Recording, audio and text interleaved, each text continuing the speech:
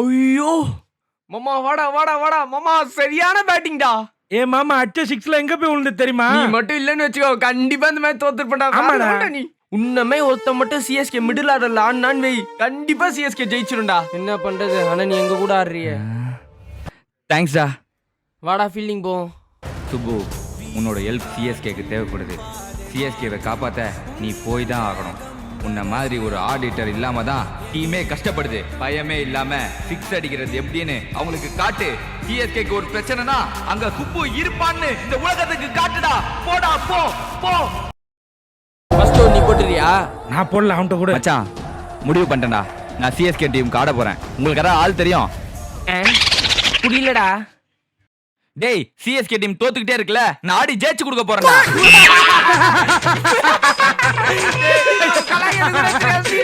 ஆமாடா டேய், சரியான ஜோக்கர்.